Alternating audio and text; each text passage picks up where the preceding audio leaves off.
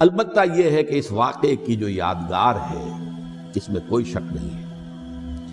کہ اس نے مسلمانوں میں سے ایک گروہ کے دل میں قربانی اور شہادت کا جذبہ بہت پیدا کیا، اس میں کوئی شک نہیں۔ اور جس طریقے سے کہ عاشورہ محرم میں یاد منائی جاتی ہے، جس طریقے سے اس نے اہل تشیع کے اندر قربانی کا جذبہ بے انتہا پیدا کر دیا، اگرچہ وہ جذبہ بروئے کار نہیں آتا، اس لیے کہ ان کے ہاں یہ عقیدہ ہے، یہ طے ہے کہ جب تک حضرت مہدی ظاہر نہیں ہوں گے ہم کسی کے خلاف بغاوت نہیں کریں گے۔ یہ پوری تاریخ میں ان کا معاملہ رہا، تمام جو ہے ائمہ اہل بیت کا معاملہ رہا، جب تک مہدی نہیں آتے keep sitting and keep waiting, wait and see, that's all. یہ تو خمینی صاحب نے کیا ہے، آیت اللہ خمینی صاحب نے، کہ انہوں نے یہ ایران کے شیعوں کو باور کرایا کہ بھائی جب آئیں گے حضرت مہدی آ جائیں گے، لیکن ہم اب ہاتھ پر ہاتھ رکھ کر بیٹھے رہیں، باطل کو چیلنج بھی نہ کریں، ہمیں کچھ تو کرنا چاہیے، وہ ہاتھ پاؤں ہلانے چاہیے، اور کچھ نہیں تو مہدی کا راستہ جو ہے صاف کرنا چاہیے، تمہید کرنی چاہیے، ان کے راستہ ہموار کیا جائے۔ تو یہ ان کی بڑی عظمت ہے آیت اللہ خمینی صاحب کی کہ اہل تشیع ایران کے جو ہے ان سے انہوں نے یہ بات منوا لی کہ ہم بالکل انرٹ نہیں بیٹھے رہیں گے، بلکہ اب انہیں نائب امام قرار دے کر اور ولایت فقیہ کے فلسفے کے حوالے سے، یہ دو چیزیں ان کی جو ہیں بنیادی فلسفے کی ہیں، وہ اس وقت میرا موضوع نہیں ہے، انہوں نے عوام کو ایسا کھڑا کیا ہے کہ 20,000 سے لے کر 30,000 کے درمیان انسانوں نے جانیں دی، عورتوں کے جلوس نکلے، شیرخوار بچہ گود میں ہے عورت کے اور گولی کھا رہی ہے، مر رہی ہے، گر رہی ہے۔ آپ سوچئے زندگی کتنی عزیز ہوتی ہے، اور شیرخوار بچے کے لیے ماں کی جو زندگی ہے، اس ماں کو اپنی زندگی کتنی عزیز تر ہوگی کہ اپنے لیے نہیں تو اس بچے کے لیے مجھے جینا ہے، لیکن نہیں،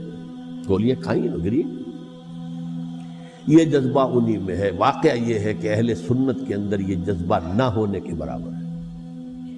یہ میں واشگاف الفاظ میں کہہ رہا ہوں، پورے عالم اسلام میں صرف شیعہ ایران ایسا نکلا ہے کہ جس نے بادشاہت کا خاتمہ کیا، باقی سعودی عرب میں بادشاہت بیٹھی ہوئی ہے، ڈٹ کر بیٹھی ہوئی، اربوں ڈالر کا ایک ایک محل بنتا ہے ان بادشاہوں کا، اور سنی سن ہے، سن، کوئی حرکت نہیں۔ وہ تو اب جو حرکت ہو رہی ہے وہ اینٹی امریکن حرکت ہے جو ہو رہی ہے، وہ در حقیقت وہ مسئلہ بالکل دوسرا ہے جو اس وقت ہو رہا ہے، لیکن یہ کہ عالم اسلام میں کوئی تحریک ایسے نہیں اٹھی۔ یہ اہل تشیع میں ہے جو بالکل استثنائی بات ہے کہ انہوں نے جو ہے ایک ایسا بادشاہ جس کو کہا جاتا تھا کہ اس کا جو اسلحہ خانہ ہے وہ ایشیا میں سب سے بڑا اسلحہ خانہ ہے، جو 2500 سالہ پرانی جو ایک عظمت تھی ایران کی، اس کو دوبارہ تازہ اور زندہ کرنا چاہتا تھا۔ 2500 سالہ برسی اس نے بنائی تھی، اس کے لیے ایک شہر آباد کیا تھا کہ خسرو یا سائرس یا ذوالقرنین قرآن مجید کی اصطلاح میں اس کی یادگار بنائی تھی، اور وہ سوچ رہا تھا کہ وہی عظمت دوبارہ ایران کی ہوگی جو کہ خسرو کے زمانے میں تھی، جس کا قرآن مجید میں سورہ کہف کے اندر ذکر ہے، مشرقی فتوحات، مغربی فتوحات، شمالی فتوحات۔ تو وہ بادشاہ ہے، اس کو بھاگنا پڑا ہوا قربانی کی وجہ سے۔ تو یہ جو ہے واقعہ کربلا نے، اس میں کوئی شک نہیں ہے کہ ایک ایسی مشعل روشن کی ہے جس کو کہ ہر شخص کو دیکھنا چاہیے۔